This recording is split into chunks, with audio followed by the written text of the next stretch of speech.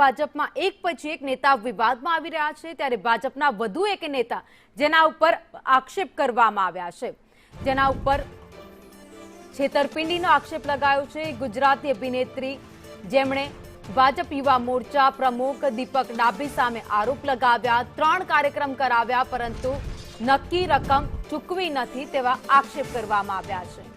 ભાજપ યુવા મોરચા પ્રમુખ દીપક ડાભી ઉપર આરોપ લગાવાયો છે, કાર્યક્રમ કરાવ્યા બાદ રકમ ન ચૂકવ્યાનો આક્ષેપ છે। 3 કાર્યક્રમ કરાવ્યા તેમ છતાં પણ જે પૂરતી રકમ નક્કી કરવામાં આવી હતી તે ચૂકવાઈ નથી। ફેબ્રુઆરીથી રકમ ઉઘરાણી ન મળતા વિડીયો વાયરલ અભિનેત્રીએ કર્યો છે અને ત્યારબાદ અભિનેત્રીને મારી નાખવાની ધમકી આપ્યાનો પણ આક્ષેપ કરવામાં આવ્યો। વાયરલ વિડીયોની સંદેશ ન્યૂઝ કોઈ જ પુષ્ટિ નથી કરતું।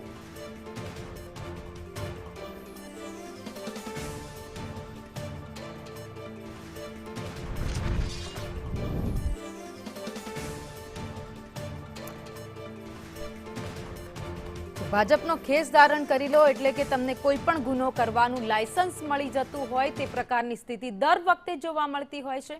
ફરીથી આ વખતે એવું જ ખેડા જિલ્લામાં જોવા મળ્યું છે, જ્યાં એક તરફ ભાજપના નેતાનો પુત્ર છે દારૂ સાથે ઝડપાય છે અને બીજી બાજુ જ્યાં એક બીજો ભાજપનો નેતા છે, યુવા મોરચાનો પ્રમુખ છે, જે એક અભિનેત્રી પાસે કાર્યક્રમમાં બોલાવે છે, જે તે ફી નક્કી કરે છે, ત્યારબાદ તે ફી પૈસા આપતો નથી અને જ્યારે તેના પાસે પૈસા માંગવામાં આવે છે તો એને મારી નાખવાની ધમકી પણ આપે છે। જો કે અભિનેત્રી આખી ચેટ વાયરલ કરી છે, પરંતુ આ બીજી બાજુ આ જે દ્રશ્યો બંને સામે આવ્યા છે ઘણું બધું કહી જાય છે। એક બાજુ શિસ્તની વાતો ભારતીય જનતા પાર્ટી કરતી હોય છે, પરંતુ ભારતીય જનતા પાર્ટીના નેતાઓ જ ગુનામાં સંડોવાયેલા છે।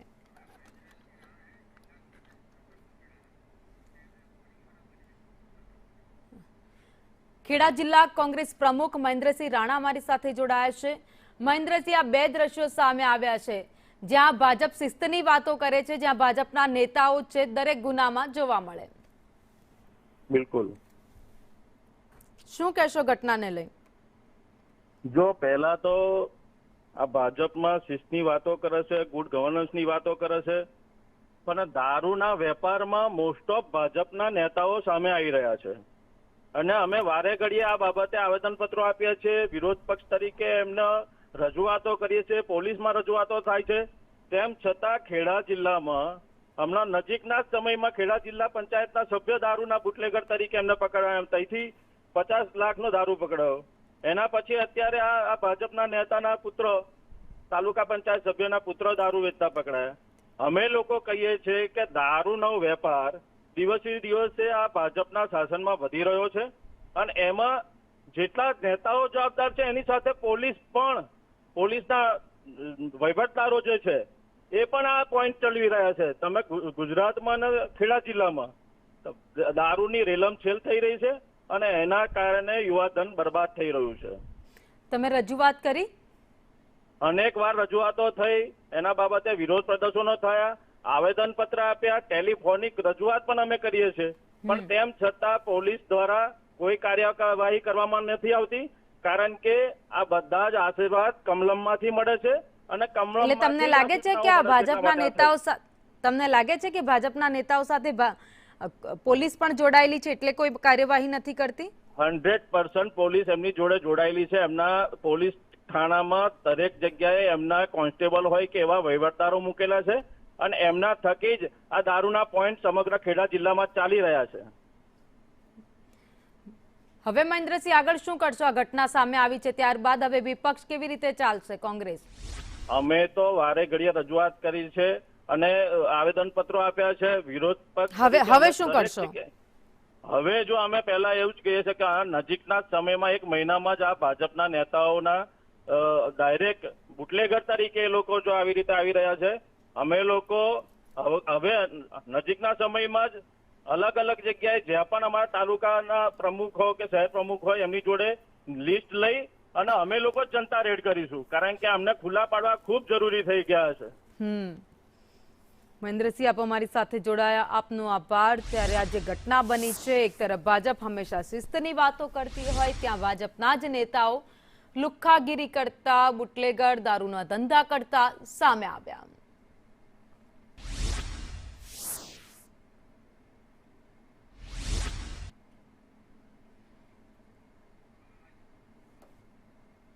ત્યારે સવાલ હવે અનેક થઈ રહ્યા છે, શું ભાજપના નેતાઓ છે તો પછી એ લોકો પાસે પીળો પરવાનો છે કોઈ પણ ગુનો કરવાનો? ભાજપના નેતાનો પુત્ર છે અને હવે શું કાર્યવાહી કરાશે એ પણ સવાલ છે. તો બીજી બાજુ અનેક સવાલો અત્યારે ઊભા થઈ રહ્યા છે. ખેડા જિલ્લામાં નેતાઓએ ક્રાઇમ કરવા ભાજપમાં હોદ્દા લીધા હોવાનો પણ સવાલ અહીંયા ઉઠી રહ્યો છે.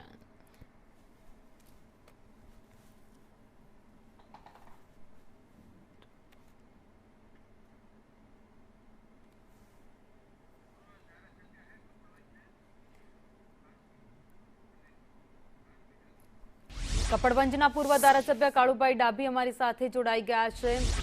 કાળુભાઈ, સંદેશ ન્યૂઝમાં આપનું સ્વાગત છે. એક તરફ શિસ્તની વાતો અને આ બીજી બાજુ આવી રીતે બુટલેગરના ધંધા કરતા ભાજપના નેતાઓ, શું કહેશો? જો બેન, દારૂ તો મોટા ભાગે આ તો પકડે એટલે ખબર પડી, બાકી દારૂ તો ખરો ને ખેડા જિલ્લામાં ચારે બાજુ ચોરે ને ચૌટે બધે દારૂ વેચાતો હોય અને કેટલાય લોકો ત્રાસ થઈ ગયા. જેમ કે મોટા ભાગે અમારા વિસ્તારમાં જે ખરા ને મોટા ભાગે બધા છોકરાઓ અમદાવાદ કોમે આવતા હોય એટલે બધા માનસિક રીતે બધાના આ લોકોએ દારૂ પાછળ રવાડે ચડાવી અને શેરીએ ગલીએ રોડ ઉપર, રસ્તા ઉપર, નહેરો ઉપર મોટા ભાગે બધે દારૂનું વેચાણ ચાલતું જ હોય છે. પણ હવે સરકારની કઈ રીતની નીતિ છે અમને કઈ ખબર નહીં પડતી અને પોલીસ તો મોટા ભાગે હપ્તા લઈને જ ચલાવતી હોય છે. એટલે અમે તો વારંવાર રજૂઆત કોંગ્રેસના પૂર્વ ધારાસભ્ય તરીકે અને કોંગ્રેસના અગ્રણી તરીકે વારંવાર રજૂઆત કરીએ, કોઈ એનું રિઝલ્ટ આવતું નહીં. પણ મોટા ભાગે આ વિસ્તારમાં ખેડા જિલ્લામાં કાળુભાઈ, તમે ધારાસભ્ય રહી ચૂક્યા છો, તમે મને એવું કહી રહ્યા છો કે છેલ્લા ઘણા સમયથી દારૂનો ધંધો ત્યાં ચાલે છે, તો કાળુભાઈએ શું કર્યું? કેમ આ દારૂનો ધંધો બંધ ના થયો?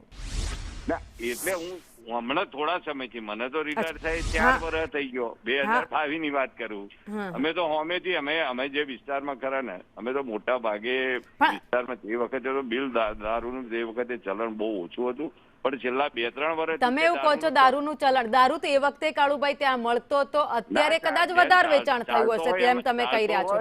એવું તો નથી જ કે દારૂ એ વખતે નતો મળતો. દારૂ એટલે અતિશય દારૂનું વેચાણ ચાલે, અતિશય ચોરે ને ચૌટે. તમે અને તમને પોતાને ખબર છે કે મોટા ભાગે પોલીસ હપ્તા લઈને બધે ચલાવતી હોય એટલે દારૂનું તો બિલકુલ આખા ખેડા જિલ્લામાં ને આખા રાજ્યમાં ચારે બાજુથી એ થઈ ગયું.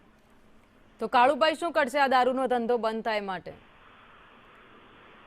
સરકારનો વિષય છે. અમે તો રજૂઆતો કરીએ વારે એસપી ની વાત કરીએ અને મોટા ભાગે બધા લોકો જિલ્લા સ્તરે કેટલી વાર રજૂઆત કરી કાળુભાઈ તમે? અમે 3-4 વાગે અમારી એક સ્કૂલ હતી ને તે સ્કૂલની હોમે પણ દારૂ વેચાતો હતો, તો એ વખતે ગામ લોકો મને કહેવા હતા, તો એ વખતે ભાઈ એનો થોડા વખત પછી ખબર પડી કે એને સ્ટેન્ડ બદલીને ભાવ બીજે ચાલુ કર્યું, બાજુમાં ચાલુ કર્યું. એટલે આ લોકો હપ્તા લેતા હોય ને બેન પોકી નહીં ભરાતું, થાકી ગયા ખરેખર. એટલે એવું છે કે કોંગ્રેસના ધારાસભ્યોની વાત કોઈ સાંભળતું નથી? કોંગ્રેસના ધારાસભ્યોની વાત કોઈ માનતું નથી ને સાંભળતું નથી, એવું થયું? બિલકુલ, તંત્ર આપણી વાત સાંભળતું નથી, બેફામ થઈ ગયા બધા હપ્તા લઈને, બેફામ થઈ ગયા બધા. જે એનું ડિપાર્ટમેન્ટ ખરું ને પોલીસ ડિપાર્ટમેન્ટ, એ પૈસા લઈને બેફામ થઈ ગયું બધું. કાળુભાઈ, આપ અમારી સાથે જોડાયા, આપનો આભાર. કપડવંજના પૂર્વ ધારાસભ્ય જેમણે કહ્યું કે અત્યારથી નહીં છેલ્લા ઘણા સમયથી દારૂનું બેફામ રીતે વેચાણ થઈ રહ્યું છે, તેમ છતાં પણ કોઈ જ કાર્યવાહી કરવામાં નથી આવતી. ત્યારે હવે શું ભાજપના નેતાઓએ ભાજપનો ખેસ પહેરી લીધો એટલે એમની પાસે હવે પીળો પરવાનો છે દારૂ વેચવાનો? એવો સવાલ ઉભો થાય. એટલું જ નહીં, એક તરફ જ્યાં ભાજપનો નેતા જેનો પુત્ર દારૂ સાથે ઝડપાય છે, તો બીજી બાજુ જે દ્રશ્ય અમે આપને બતાવી રહ્યા છે જ્યાં ભાજપનો યુવા મોરચાનો પ્રમુખ છે જેણે અભિનેત્રી સાથે છેતરપિંડી કરી છે.